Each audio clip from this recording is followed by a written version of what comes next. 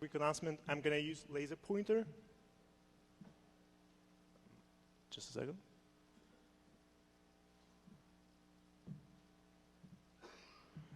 And I'm going to use this screen.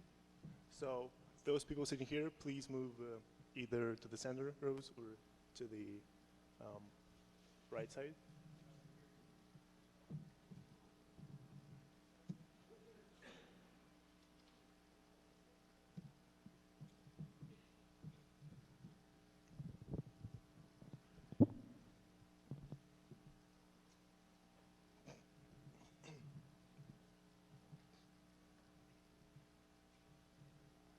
You prefer to stay there?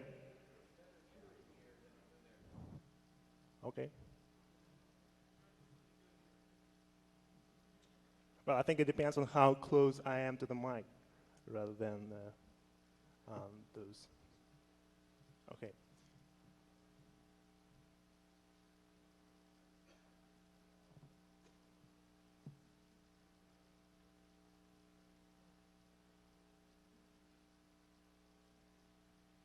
Okay, so let's start.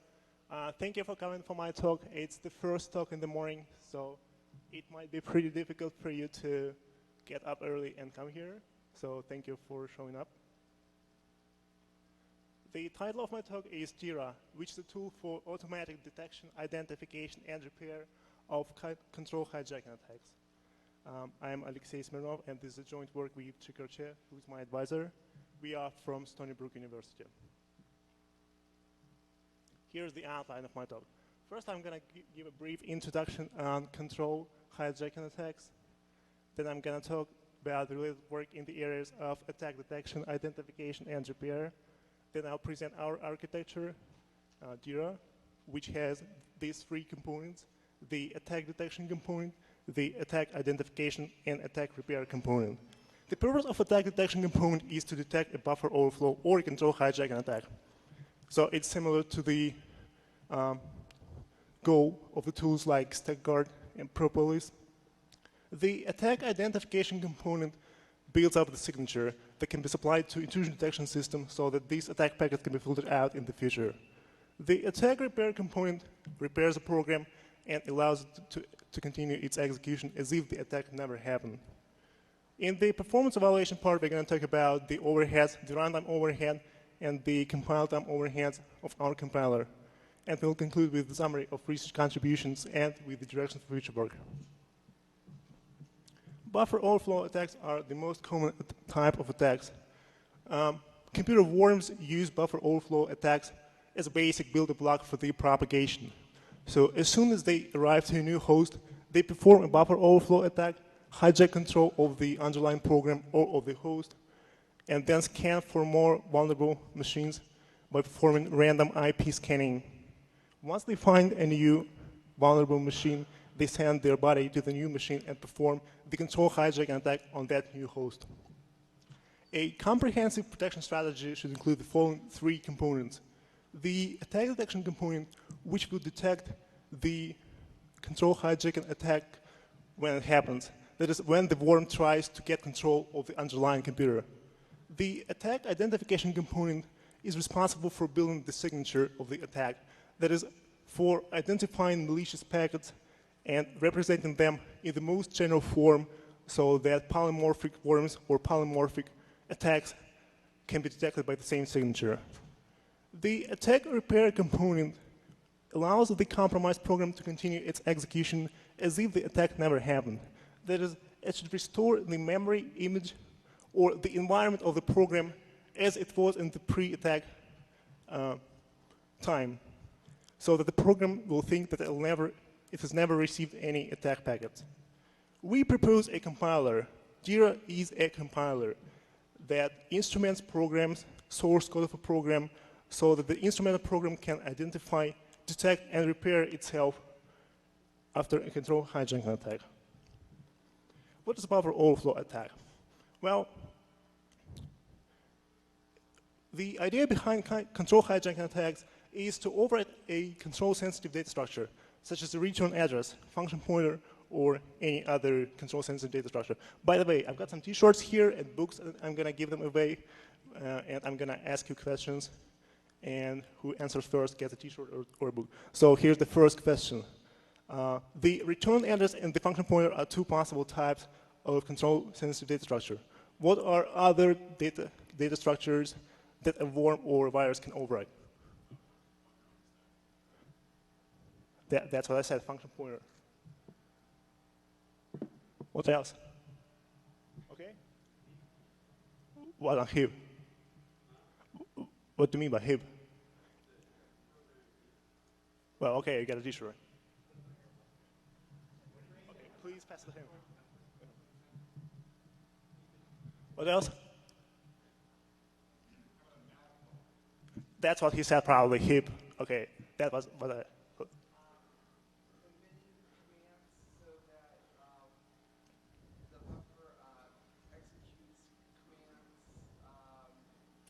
So the name of the control-sensitive data structure is just word. Okay, any other ideas? Okay. Well, for example, GOT, which is Global Offsets Table. Anyway, buffer overflows are possible when the length of the destination buffer is shorter than the length of the data that's been written into it.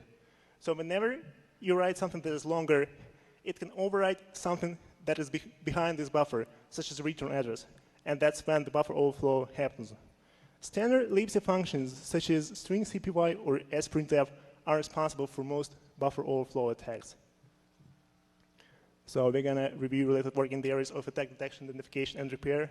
Stack guard is the first tool for buffer overflow attack detection. It works by placing a canary bird in the stack frame and in the function prologue, and then check this canary bird at function epilogue. If the values are different, then the attack has happened and the application is terminated. RAD is another tool that protects programs for buffer overflow attacks. It works by saving the original return address in a special well-protected buffer at function prologue and compares it with the values stored in the stack at function epilogue. If the value is stored in the protected buffer and in the buffer in the function frame, when the function returns are different, then an attack is detected. Can anyone think of any other tools for attack detection? Now, Snore is content filter engine. Okay, I got it. You got a t-shirt? Who was that?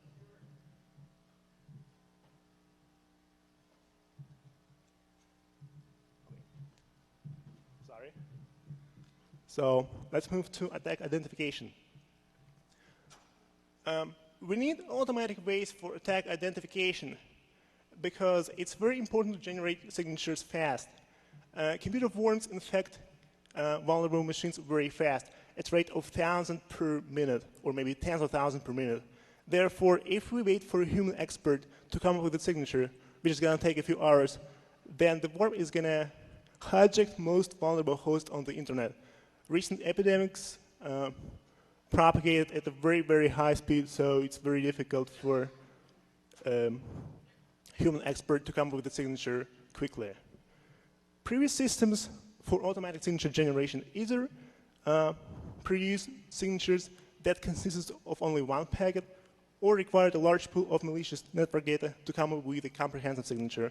Signature that consists of one packet is sometimes insufficient because a complex attack can involve multiple packets, such as, let's say, FTP server attack. It involves sending out authentication packets and only then sending out the final attack packet.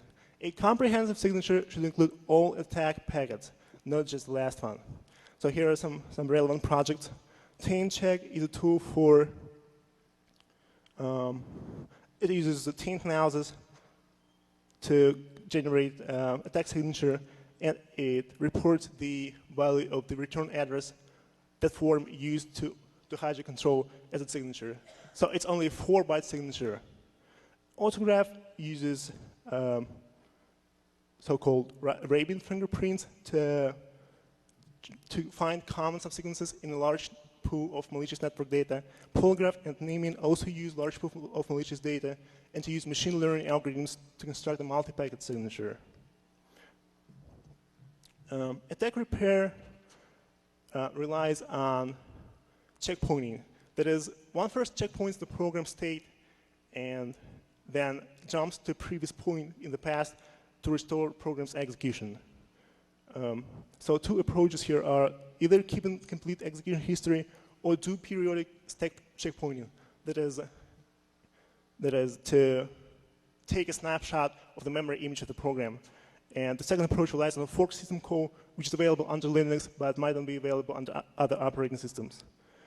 And Shadow Honeypot project runs two versions of the application, instrumented, that is protected and non-protected, and switch between them dynamically when it detects an attack. Now we move on to DIRA architecture. DIRA is a compiler that provides all these three components: attack detection component, attack identification, and attack repair component. As I said, DIRA is an extension to GCC, version 3.4.1 currently, but it can be used with other versions as well. The idea behind DIRA is memory updates logging, and this approach solves all these three problems at the same time. So the idea is to maintain a runtime log of all changes that the program performs. Assignments such as A equals B or libc functions call such as memcpy change memory state of the program, and therefore their effects should be saved. For example, okay, we will see some examples later. For each memory update, DIRA stores its source address, its destination address, its length, and the pre-image. So in the case of the assignment, A equals B, where's my pointer? Here. The source is the address of variable B, because that's where the new data comes from. The write address is the address of A, because that's the address where the data is being written into. The length of the data is the size of type of variable B. So if it's integer, it's 4 bytes. The preimage is the old value of A, and it's used to restore memory image to the program. So the DIRA compiler instruments the source code of the program in compile time. It adds the logging code for variable assignment and for standard library functions. At runtime, this logging code, this memory update log is generated, and it's used at repair time to detect, to identify, and to repair the attack. So how can we detect, identify, and repair an attack if we have this memory update log? To detect an attack, we need to compare the current value of the return pointer or the return address saved in the stack frame with the value saved in the memory update log.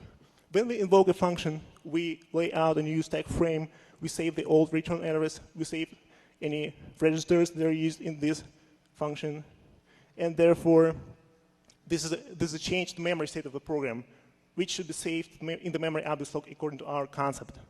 Therefore, the old value of the return address will be saved in the memory update log when the function is invoked. When the function is returning, this saved value should be compared with the value that is currently on the stack. If these two values are different, then there is an attack. To identify an attack using memory update log, we can trace back the data that overrode the control sensitive data structure to the point where it was first received in the program. For example, through a receive call. To repair an attack, we need to restore the memory image of the program by using the pre-images that are also saved in the memory update log. So this idea of keeping the memory update log of program memory state changes is the essential idea behind our tool. And it allows us to solve all these three problems of attack detection, identification, and repair in the same uniform way. Memory update log is a circle buffer. Each record of this buffer has 4 fields: read address, write address, length, and data.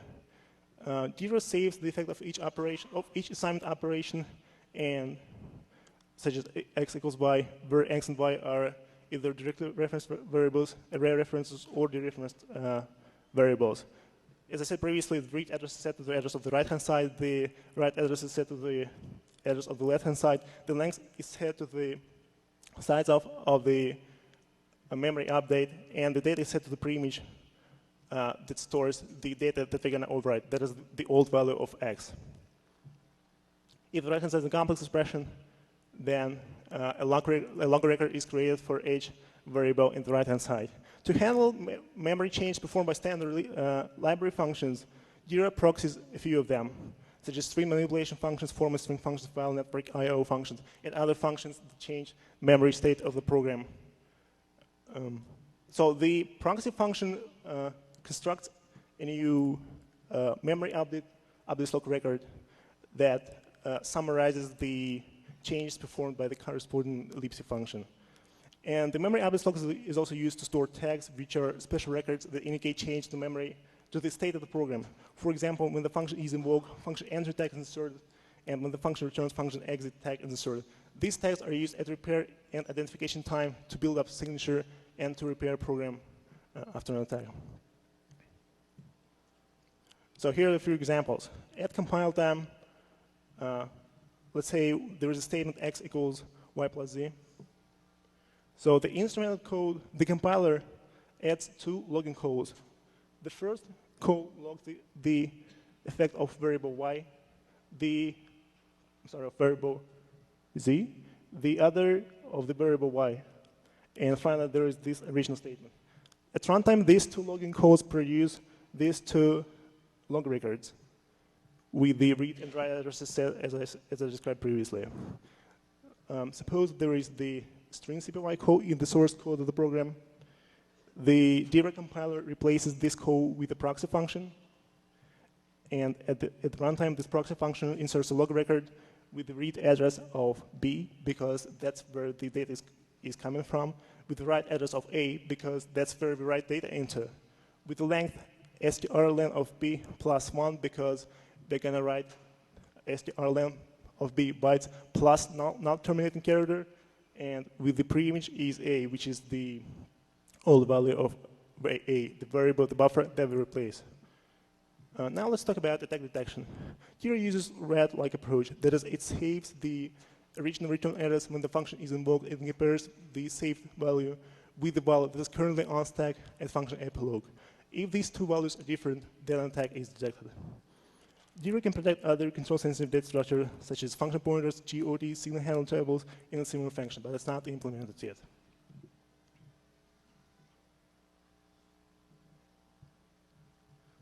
Now let's talk about attack identification. So here are the desired properties of an ideal signature. A signature should be context-aware, which means that it should include all the attack packets that participate in a given attack. And this allows to reduce the rate of false positives.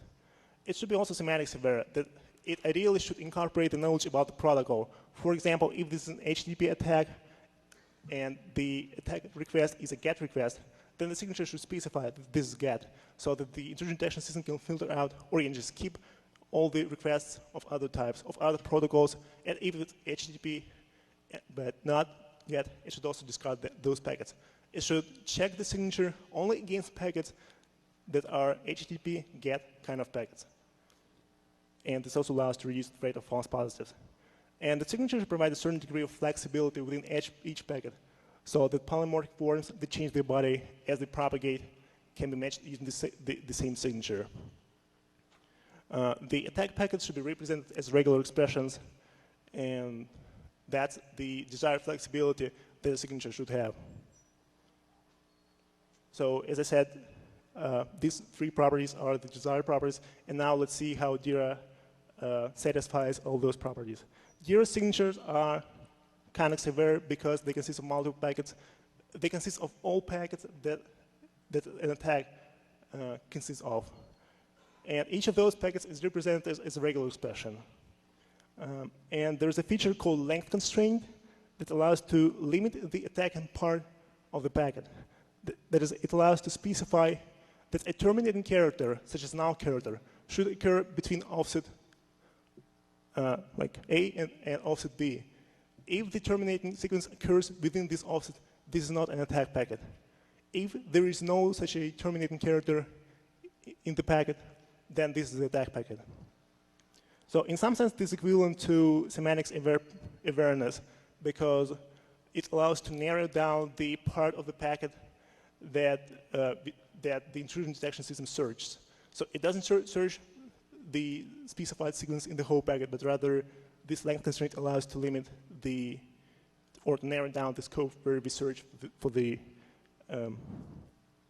required terminating constraint. For example, if this is a same example, if it's a GET attack and there's an overly long URL which is terminated by a null character, DIRA allows to specify that this null character should occur between the 4th and, let's say, 20th bit byte of the packet, because the first 3 characters are the get characters, and then the remaining part of the packet is the URL.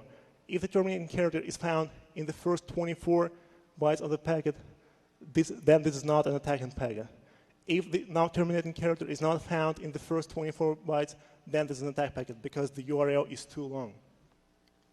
Memory update log allows us to construct signatures that consist of multiple packets, to represent each packet as a regular expression, and to generate a length constraint.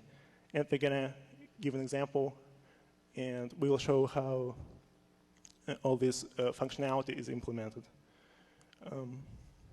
2 types of dependencies exist in the program: data and control dependency. Data dependency is created when one variable is assigned to another. For example, A equals B, same example. In this case, A depends on B. A control dependency is created whenever variable X and let's say variable Y is used. Variable X is used in conditional expressions such as if, and Y is in this conditional body. So here's an example. In this case, even though there is no direct assignment between X and Y, Y depends on X because the value that Y will take depends on the value of X. This type of dependency is called control dependency. No direct assignment, but dependency is there because value of Y depends on value of X. Why we need control dependencies? So here's an example: FTP server attack involving authentication. Here's an example of vulnerable FTP server. So here's the vulnerable buffer. The program has 2 state variables: is authentication, is user.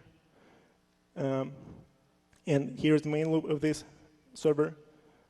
First, it receives the packet. Then it compares the 4 bytes of the packet.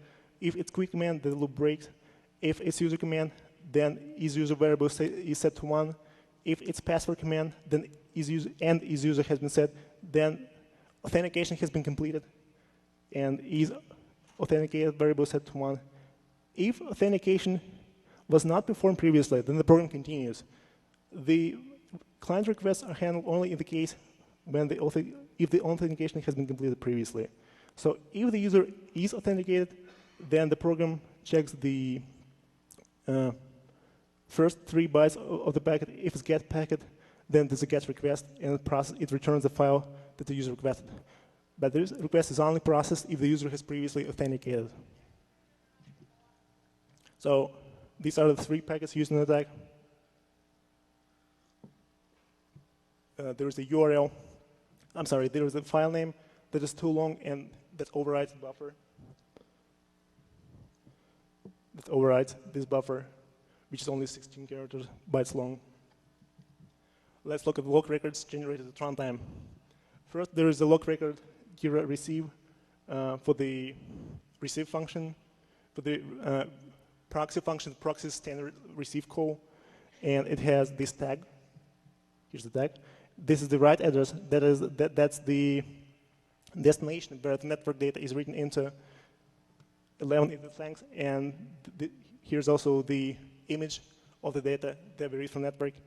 Then there's a proxy function for str and cmp, which also has the write address. It's read address of the variable. 4 is the length of the argument. So this record specifies, indicates that we search buffer P, and we look at first 4 bytes of this buffer. Then this record is created for conditional expression, and it means that variable P participates in the if expression. So for every variable in the if expression, we save this variable into memory updates log. And this is also the record for the statement that updates is user variable. So in this case, the read address is set to null because we don't know where the data that is written into is user comes from, and it's just a constant. So the write address is user, the length is 4, and is user is preimage. Similarly, for the second packet, we have the receive record here. We have the string comparison record that checks the first 4 bytes of the packet, we have two conditional variables now because two variables are checked, P and isUser. And finally, this is the record that updates the isAuthentication variable. So finally, let's look at the third packet. So we also have a record when the packet is received. Then we also have the conditional record for variable isAuthenticated. Then there is the record for string comparison that checks the first 3 bytes of the packet. Then there is the conditional record for P. And finally, this is the record that was created by string CPY proxy function. And it describes the fact that the data from buffer here, the data from buffer P+4 was written into buffer. And the length of the update is str length of P minus 4 plus 1, because all bytes of P except the first 4 bytes were copied into buffer buff. And we also save the pre-image of P.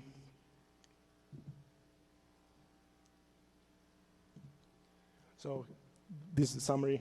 These are all log records that are generated at runtime when this server attack is executed.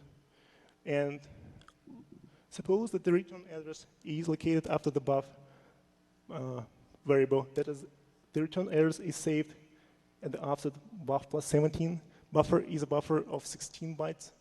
So the return address is saved at the offset 17. Now let's see how we can detect the control hijacking attack using this memory updates log.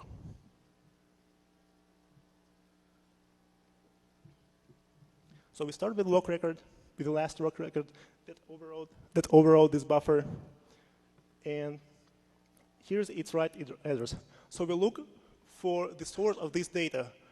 That is, we try to find out where the data came from. And this log record allows us to conclude that this data came from P. Return address was saved at the offset buff plus 17. Therefore, the data was read from the offset P plus 4 plus 17, which is P plus 21. That is, the return address value came from memory address P plus 4 plus 17, which is P plus 21. So this is the new address that we look for. Now we search memory on this log for the address P plus 21. And if we traverse this log record, this memory of this log upward, we can find that there is this receive record that read data from network into buffer P, and the length was 62. And we'll look for memory location with the address P plus 21.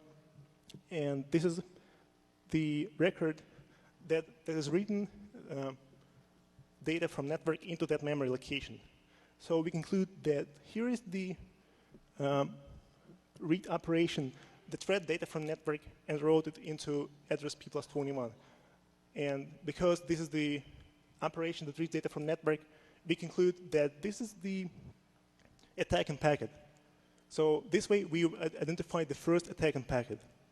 Is it the only packet in the attack? Probably not, because the user requests are only processed if the user has authenticated. So we need to continue our search and try to find more attacking packets. Sure.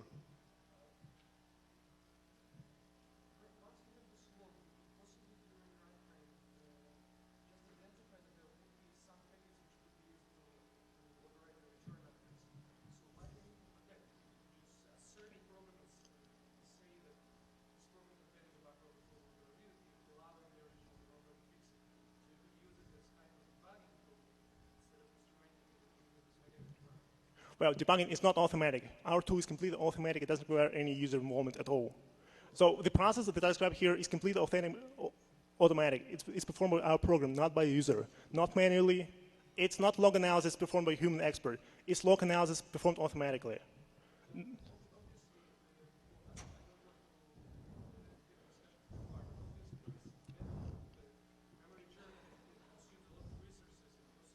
Well, you are right.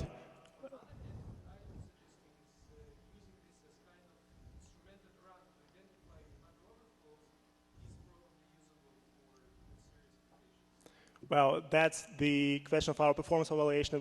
We'll get to this question later. And if I don't give a clear answer, I'd like to talk to you offline. So as I said previously, we were able to identify the first attacking packet, and now we look for more attacking packets. And here's where we use conditional dependencies. Let's look at the first memory update statement. If we go upward, we can see that this statement depends on two conditions.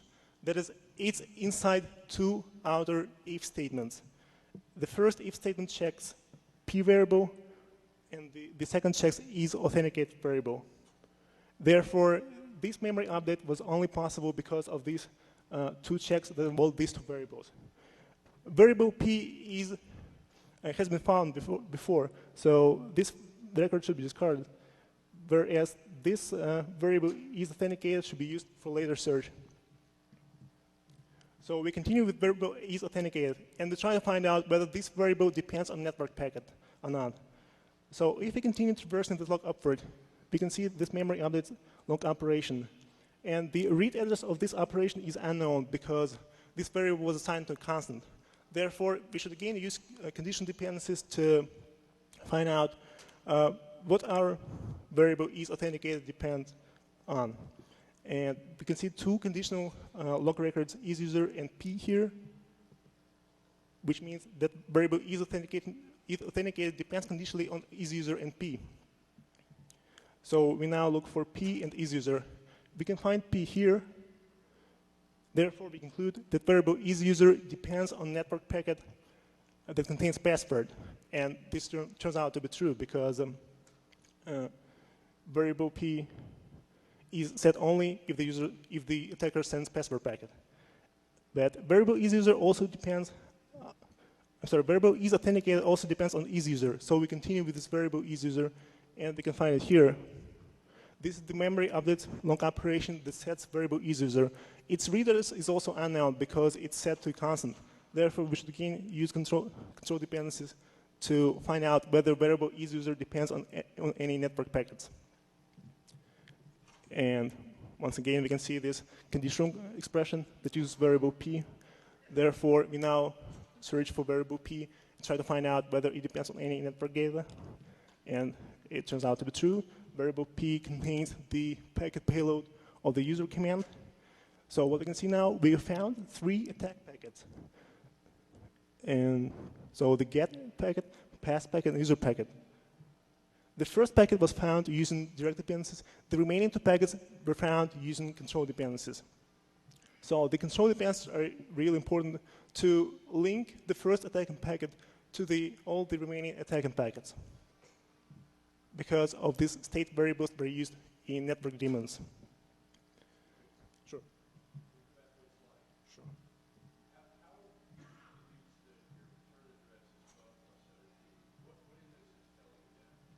Well, this is just our assumption. Well, the real value of the return errors is returned by the attack detection component. Well, this is attack identification. The attack detection component tells you which data structure was damaged. So it tells you the address of the compromised data structure, which in our case is the return address. So this assumption, I just made it up.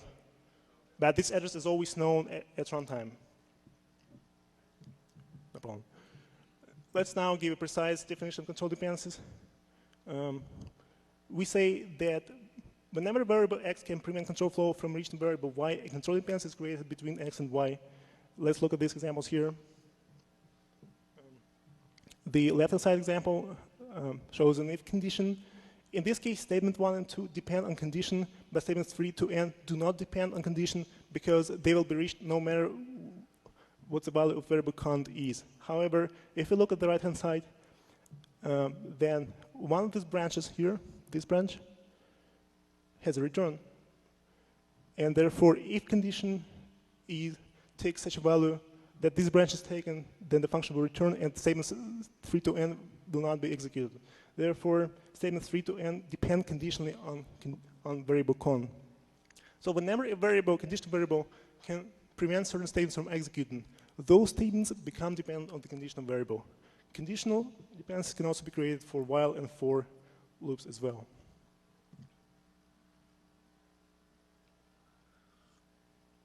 So we've talked about how to find all the attack packets. Now let's talk about how to represent the attack packets as regular expressions. For each byte of the attack packet, DIRA determines whether it was looked at or not non-looked at. That is, looked at bytes are those that are important to the program. That is, the bytes that the program makes control decision on, based on. Non-looked bytes are those that are not important to programs. That is, they can take any values. The bytes that were not looked at are represented as wildcards in the signature file because the program doesn't care about them. The looked at bytes are presented as they appear in the attacking signature, in the attacking packet. For example, string comparison function compares certain bytes of the packet with, let's say, control words such as get word or password or user keyword, and therefore bytes that match these keywords are important to the program. Because if those bytes of the packets were different, the program wouldn't proceed the way it actually proceeded, and the attack could not happen. DIRA traverses the log forward from where the packets were received to the end of the log and detects the bytes that were looked at by the program. And as I said previously, those bytes that were looked at are output as is, and non-looked bytes are output as question marks. So here's an example. That's our example once again. So here's the receive record. Here's the string comparison function that compares first 4 bytes of the network packet. Therefore, this keyword becomes important to the program. If this was not user, let's say if there was quit command, then the program exited. Therefore, these user bytes are important to the program. So we can conclude the same about password and get bytes. But let's look at the last record. Even though program manipulates records of the P buffer, those bytes are manipulated blindly. That the program doesn't make any control decisions based on the values of those bytes.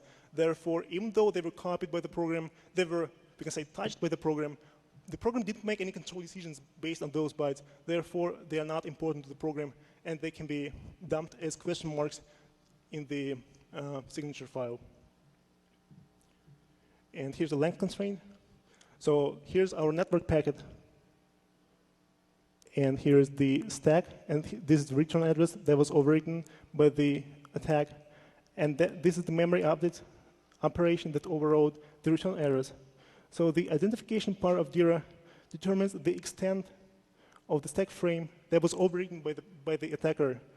And reconstructs the pre-image using this traceback procedure. It builds up the pre-image of this memory update in the network packet. So this big white dot is the pre-image of return address, and this is the terminating character. So that is the last character of the attacking part of the packet. In our case, it's now character.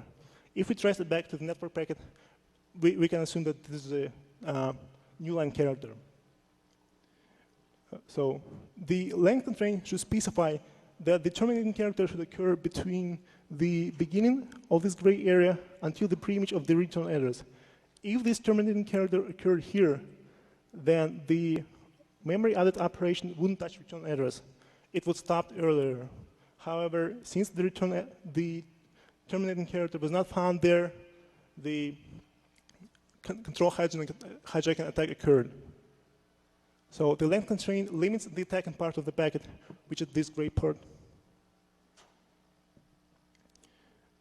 By specifying the terminating character and the maximum offset, in our case, this is the pre-image of the return address, where this terminating character should occur. Here's the format of the DIRA signature file. First counts the number of packets, then the length of the current packet, then the regular expressions that represents the packet. And for the last attacking packet, we specify the length constraint that limits the length of the attacking part of the packet. Here's the signature for our example. We have 3 packets. Here's the length of the first packet, 11. This is the representation of the packet as a regular expression. The first 4 bytes are important to the program because the program used them in string comparison function. The rest of this packet is not important, and it's represented as question marks. The second packet has length 12, and it's represented as password followed by question marks. So once again, these bytes were analyzed by the program. The remaining part, it was used by the program blindly. The program didn't care about it. And here's the last packet. The length is 62. The packet is get, followed by question marks. Once again, get was analyzed by the program using string comparison function. The file name contained here was not analyzed. Even though program fetched file using this file name, or at least tried to fetch it, the bytes that build up this file name were not analyzed by the program. The program didn't make any control flow decisions based on those bytes. Therefore, these bytes are represented as question marks in the signature. They are not important. So any value in the user or pass packets will be good enough for the attacker. Of course, that's not true in practice because there are like authentication databases, password files, stuff like that. But for our example, it's the case that the byte that follow user, pass, and get commands are not important for our program. The length constraint specifies that starting from byte 4 to byte 17, there should be null character. If this null character is found, this is not an attacker packet. If this character is not found, then the return address is overwritten because it's stored at the offset 17. Now let's talk about attack recovery. Attack recovery brings the program to the state in which it was before the attack packets were received. So, sure.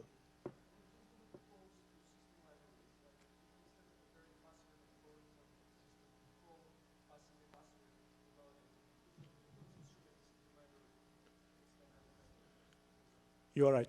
That's what we need proxy functions for. DIRA proxy functions take care of this kind of special cases. Proxy function creates memory updates log that summarizes the effects of the original libc function call. So two questions are involved with attack recovery. First, how to restore the pre-attack state. Second, from which point to execute to resume execution. The pre-attack state is restored by restoring memory updates, memory image of the program using the information stored in the memory updates log. These pre-images stored in the memory updates log. The restart point is found in the following way. We use the least common dynamic assessor of the function in which the attack was detected and the function in which the data was read in. And the following example illustrates why this is the proper function. So here's the function where the data was read in. Here's the function where the attack was detected. We can restart execution only from function f1. Why? Because the execution flow returned from function f3 to f2 to f1, then went to f4 and f5. And while it was in f1, it could change the local state of function f1. It could change its local variables. And I didn't tell you that we don't keep the memory state change, the effects of memory state change of local variables in this mode because it becomes too expensive. We record or we save the effect only of the global variable changes in this mode, in the mode when we support recovery. And therefore, if we change the local variables of function f1, we couldn't recover them, and we have to restart function f1 from the beginning. At the same time, function f0 was not changed. The control flow didn't go there when it traversed from f3 to f5. Therefore, the local state of function f0 is the same as it was before. Therefore, we can restart execution from function f1 here, which is the least common dynamic assessor of the function where the data was read in and the function where the attack occurred. And there's a memory address log, and there's an algorithm that allows one to find the least common dynamic assessor of the two functions, but I don't want to go into the details of this algorithm. So this slide summarizes the algorithm for finding the restart point.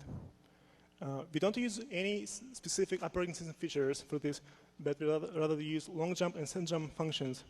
Before each function call, we insert the send jump call, which saves the value of the stack pointer and allows us to continue the execution by performing long jump call using that buffer. So these set jump calls are set in front of each function invocation. Whenever we want to start execution from a specific function, we just perform long jump using that set jump point. Now we move to performance evaluation and hopefully.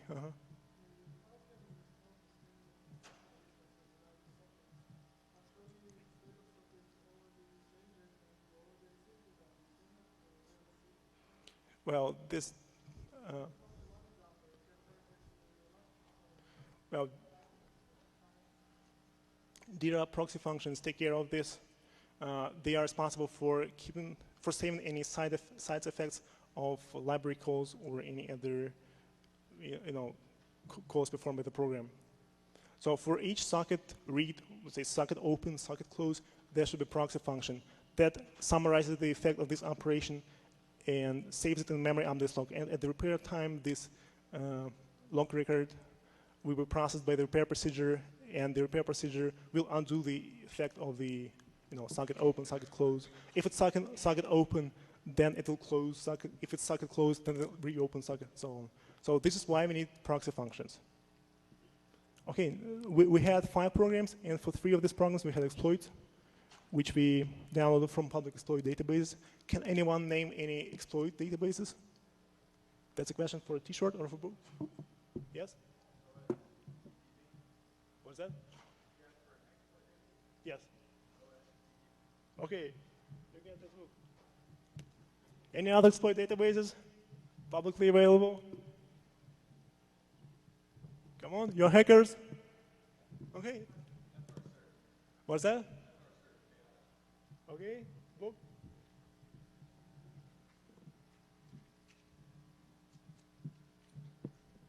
Okay, one more hand there.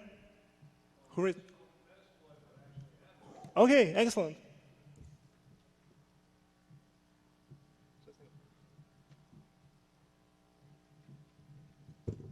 Okay, what's your answer? Hexer? Packet Storm. Does it have exploits? It does? Okay. Book. One more? Excellent. Come here. Okay, it's security. Book. Okay.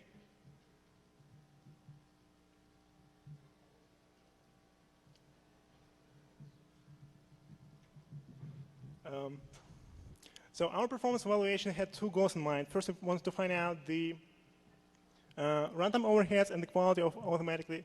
The runtime overheads, the second goal was to find out the quality of automatically generated signatures. So in our configuration, we had server machine, we had a few client machines, and we used exploits from security team and from insecure.org, which are two publicly available sites that contain exploits. So here's the graphs that describe the performance overheads. So the performance overhead can be as high as 70%, which we think prevents our system from being deployed on client machines, but we think that our machine can be deployed as a honeypot, as a special dedicated server that runs the instrumented programs and catches all attack attempts. And on the right-hand side, you can see this is the percentage, the breakdown of the type of the log record that were saved in the memory on this log. These are the signatures that were generated for the 3 exploits that we had. So we had this HTTP attack. GHTTP is an HTTP server. The named is a DNS server, which is part of the bind program. And CatD is a remote cat daemon. So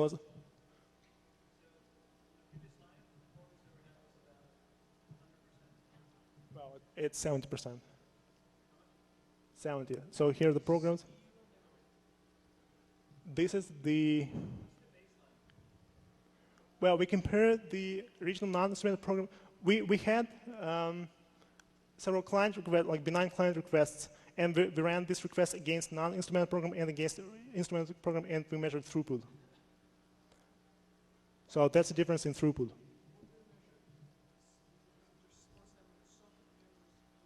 This is the throughput. That's number of requests processed.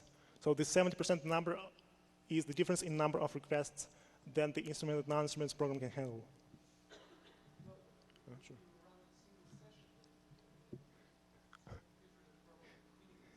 Why not? Why meaningless? No, we had a server machine, we had a few client machines.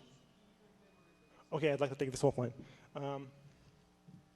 So let's look at signatures. The first signature is the signature that has only 1 attack packet. So this length of packet, this is the packet that represents as regular expression, this is length constraint. So it's pretty much the same as the signature that we constructed in our example. This is the bind signature for DNS daemon. So 1 packet, that's a length. This is a length constraint. remote cat daemon has a signature that consists of 3 packets because this cat daemon requires user authentication. So here we can see user packet, password packet, the length constraint, and the length constraint for the last packet. All the signatures will generate automatically from a single attack instance. Now let's talk about the recovery. Is it really useful? The overhead is pretty high, it's 70%. Maybe we can do well without recovery. And we think that recovery is really useful because many programs are single-threaded and they are like event-driven. And if you just terminate the program, then you disconnect all the clients. So you have only one bad client, you have, let's say, a dozen of good clients. You disconnect one bad and you disconnect a dozen of good, which is very bad for good clients. And the same attack can be repeated in the future, and therefore the attacker can implement the denial of service attack if you simply terminate the program instead of recovering. If you recover it, then repair the effect of the bad guy, but you allow good guys to continue their execution. And the same trade-off exists in the case of source code analysis tools. Whenever you have a bug, if you use static code analysis tool, then you first need to find out this bug. And these tools are prone to false positives, so you need to determine whether it's a false positive or a real bug. If it turns out to be a real bug, then you have to come up with a fix. You have to upload this patch to the developer side. The developer has to verify this patch. So it's also a lengthy process, and it involves a lot of human expertise. So there is the same trade-off. You either invest a certain amount of runtime, as we do, or you invest a certain amount of developer's time, which is probably more expensive. Now we arrive at the conclusion. DIRA is the first system that solves the problems of attack detection, identification, and repair in a unified way using memory address log. It can produce accurate multi-packet signatures from a single attack instance, which we believe is a big achievement because all the previous systems either reported last attacking packet or they required a large pool of network data to generate an accurate signature, multi-packet signature. Dynamic slicing of the memory address log is the underlying technique behind our tool. And this is a well-known technique from programming languages, but I think we just found some cool applications for this programming languages technique. And we plan to apply the same technique in the future to generate patches for buffer overflow attacks. This is what we're working on. We're planning to work in the next few months. Our tool is available for download. Please visit our website and download it and play with it. So if you find bugs or if you have any experiences to share, please mail me, and I'll be happy to answer you. Thank you.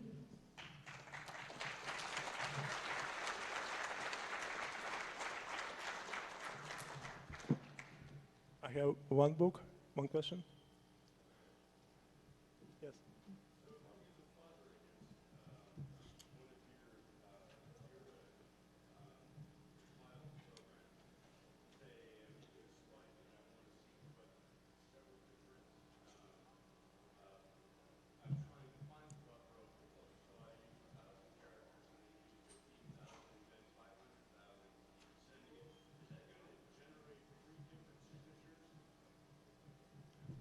I'm sorry.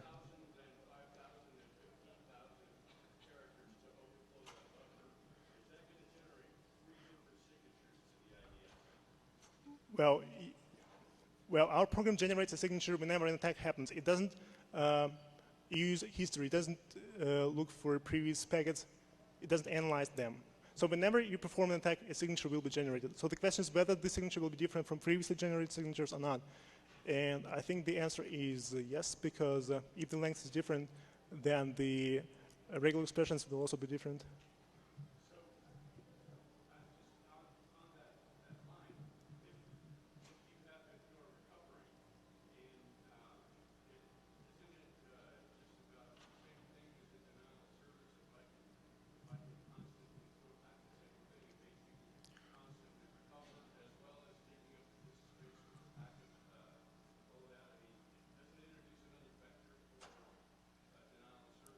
Yes, this is a kind of denial of service attack, but we think it's like more lightweight than complete program restart, because a complete program restart disconnects all clients, all benign clients, and recovery doesn't disconnect anybody except attacker. And therefore, the benign clients will be able to perform their requests slower than when the program runs normally, but at least they won't be disconnected. which we believe is pretty good.